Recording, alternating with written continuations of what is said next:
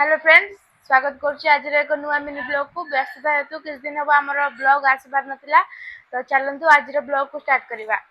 आज आम मैंने आसी अच्छु भुवनेश्वर रे, तो आमर आज राति रे पूरी जीवा पई प्लानिंग थिला। व्यस्तता हेतु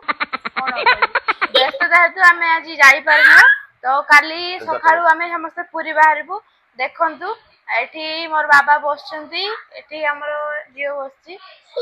आ आपण माने कोन कहबे काली पूरी जिया पई केते एक्साइटमेंट अछि आपण भितरे? बहुत खुशी अच्छु। जय जगन्नाथ। मु भी एबे आसी पहुंचली, भुवनेश्वर रे पहुंचली। आज राति रे एक्चुअली जिबा कथा पूरी, किंतु हमरो प्रोग्राम कैंसिल हैला। काली भोर 5टा रे हमें जिबु पूरी।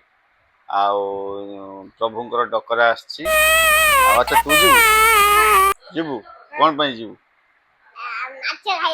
माछ खाया पई। हैं जगह दर्शन करिउ ना?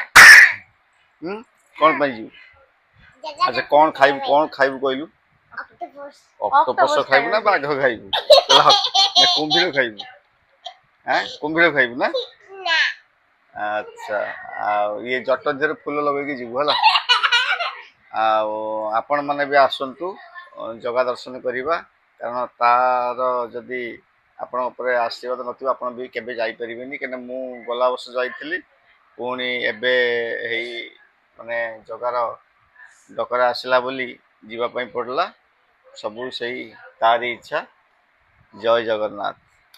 तो आज हमर मिनी ब्लॉग को एट रखुछु। तो काली आपण मानक पई ब्लॉग दे आसीबो।